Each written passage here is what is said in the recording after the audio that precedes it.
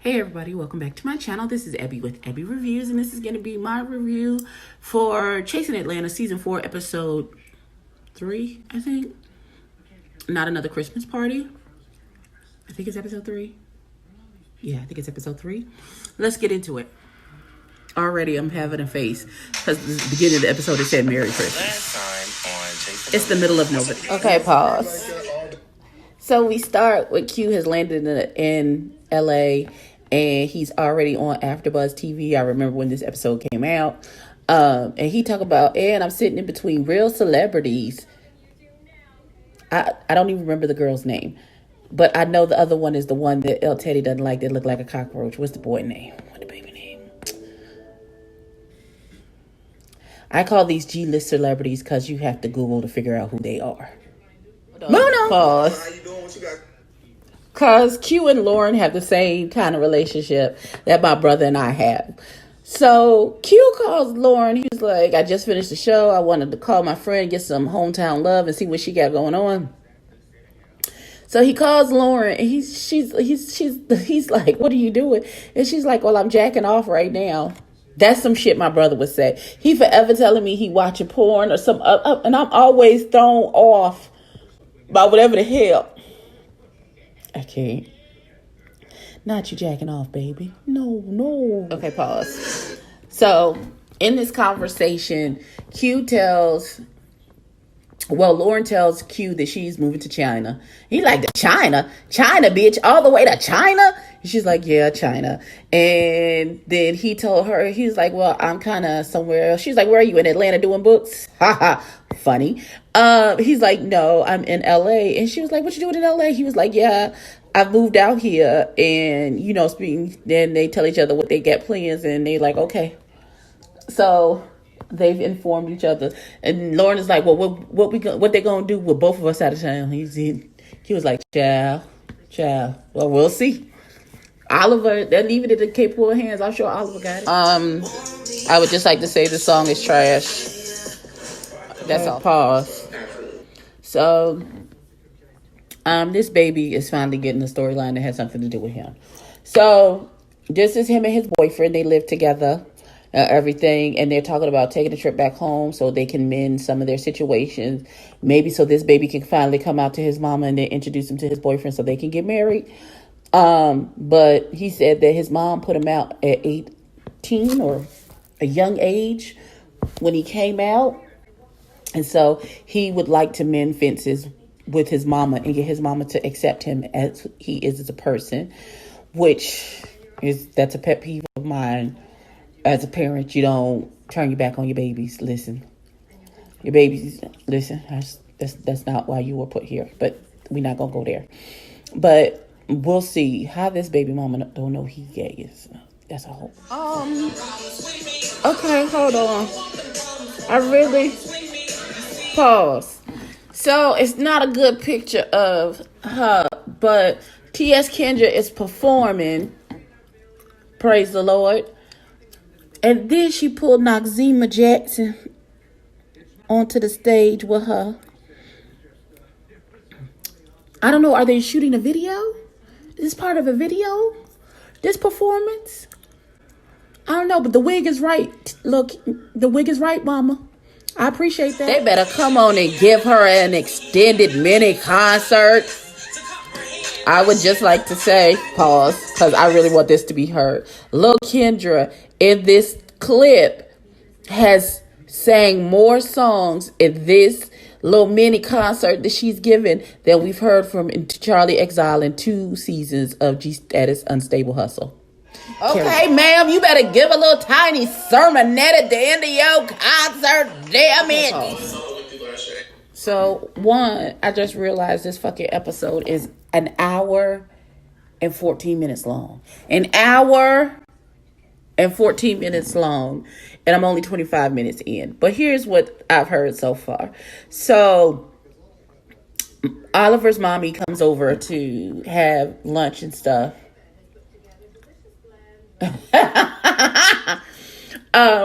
He is talking to his mommy. He goes over what's going on with Q.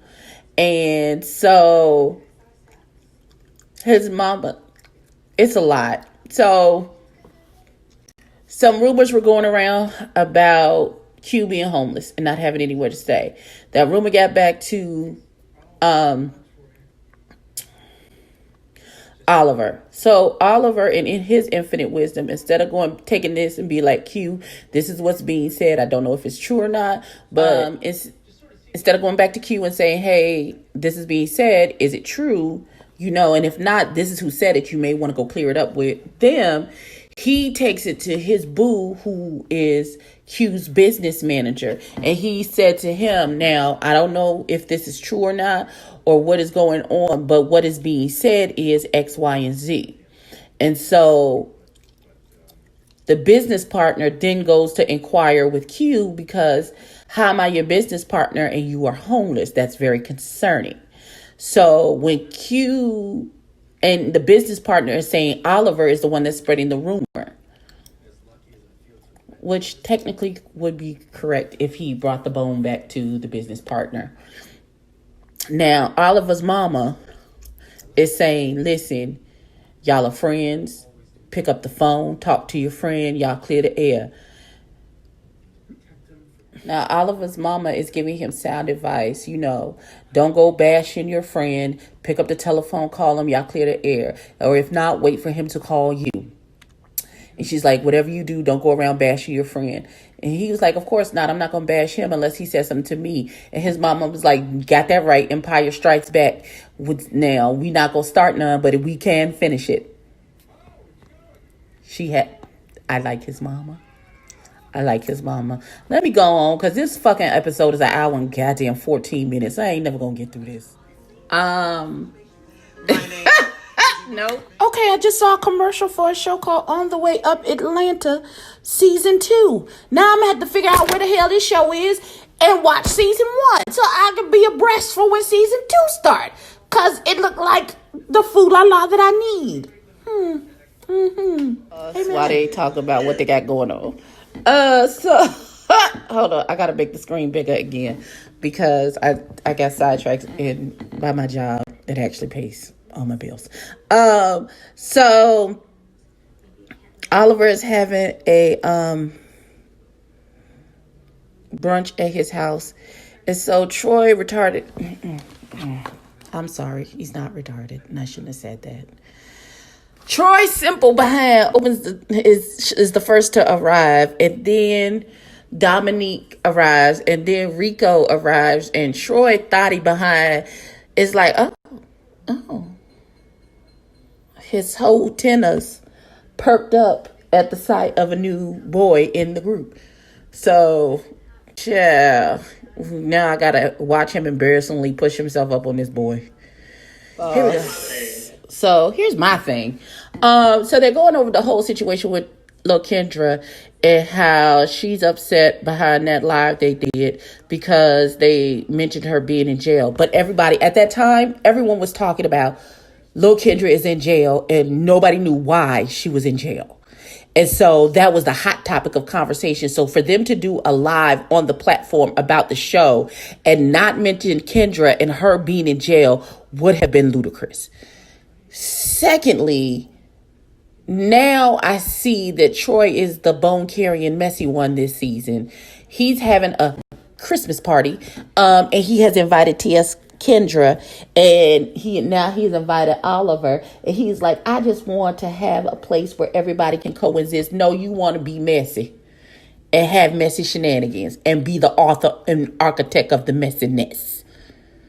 Here we go. Pause.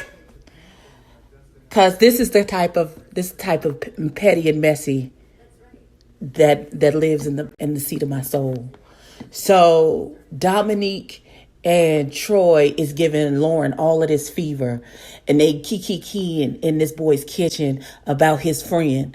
And he said, as I sit here and listen to them just go on and on about Lauren, I feel like Lauren should be a part of this conversation. So he hops on his iPad and FaceTimes his friend Lauren and then put it here, bitch. Here she go right here. You wanted to say hey, bitch. Say hey to my bitch.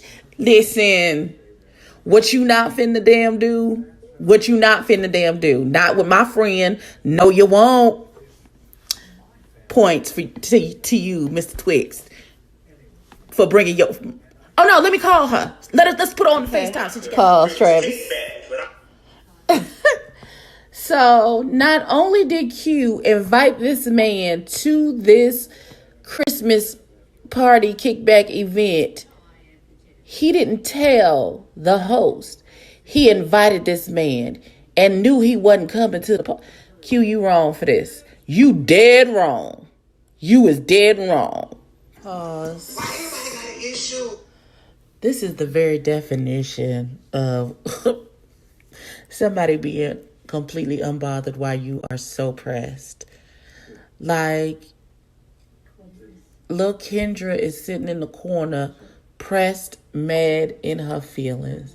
Meanwhile, Oliver, who has arrived at the Christmas party, is playing the games. He hugging the people. He kissing people. He said, first of all, Troy met him outside, and he was like, first of all, I just want to let you know Kendra is here.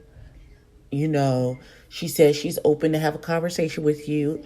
Oliver said, well, I don't want to do that tonight, not at your party. You know, it's supposed to be a good time. I don't want to do any arguments or anything like that. And he was like, well, I just want to explain because I know I brought this information to you. And she's not mad about the live. She's mad about what you said to Jay Twan at the grocery store. So Oliver is like, okay, that's fine, whatever. So they come in and they're hugging and kissing, and literally, you know, Kendra been talking shit about Oliver this whole evening to different people, to anybody who will listen. You've written a diss track. You've done all of these things. At this point, sis, you are looking super pressed. It's not coming off. It's not coming off as a good look. Now, why everybody has an issue with Travis and his beard? Talk about he got the Beijing beard, and I was like, not the Beijing, the Beijing.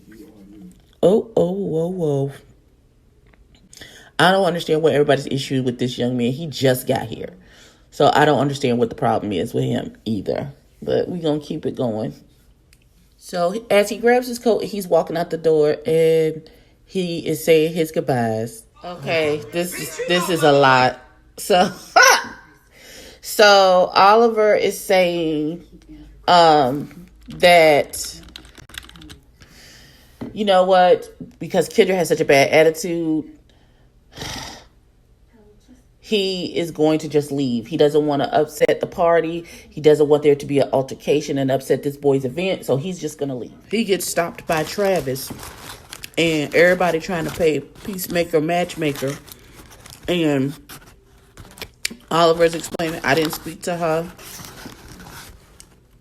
because I'm trying to keep it cute. I don't want an argument. Clearly, she's pressed. I don't want to tear this boy's apartment up. Nothing. So, what I'm gonna do is I'm gonna just go. Since clearly we can't coexist without her having an issue, and so Travis tries to convince him to have a conversation with her before he leaves. So they call her out, and he says, hi, Kendra.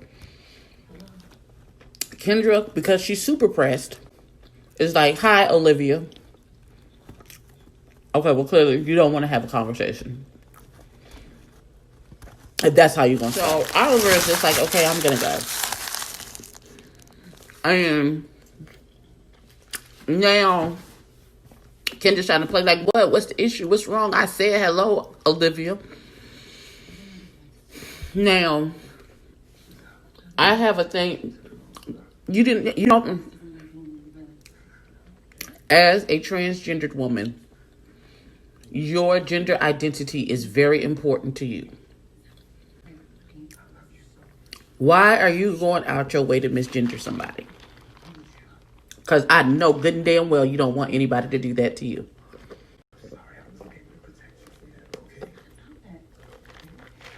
Now you done and why is he your only topic of conversation? You done wrote a diss song. Every person that you can talk to that know him or know about him, you cussing him out. So once not Olivia, Jesus Christ. Once Kendra starts on her foolishness and she clearly has a bad attitude, Oliver's like, okay, I'm gonna go. And so he says goodbye to everybody. He starts to walk away. And at that point, this is when Kendra starts ratcheting up her attitude and she talking crazy out the side of her neck. Okay, that's the end of the episode. Final thoughts. Okay, so this episode was a whole lot. It's a whole lot. Feels like it was a setup episode for a bunch of fights that's gonna happen in the next couple episodes. But again, I say, Kendra, stop giving away your power, boo. Nobody should be able to shift your whole atmosphere like this.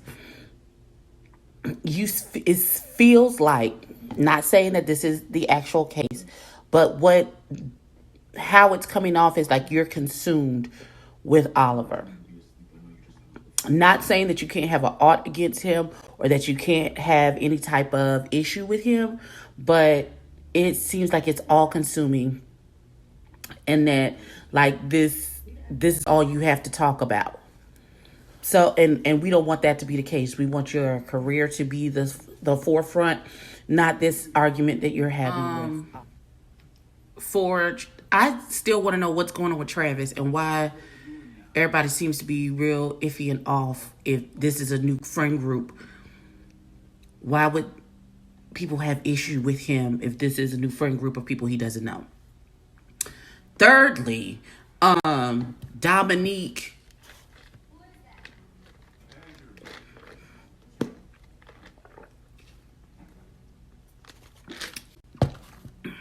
I need you to have a storyline, baby. It has nothing to do with Lauren England. I just do. Let's stick with this. You need to mend fences with your family. Because this Lauren England stuff don't have nothing to do with you, and it don't make no sense. It makes you look crazy. Good job for Troy stepping up this season to become the bone carrier, the charade. Okay, that's pretty much all I have. I'm sure I have more thoughts, but this migraine is beating my brain in, and because clearly it's the next day, and I put my little sweatsuit jacket back on so I can have some continuity, but there's not a drop of makeup on my face. I love y'all. Please, ladies and gentlemen, like, comment, and subscribe. Tell a friend to tell a friend, and I will catch you in the next one. Peace.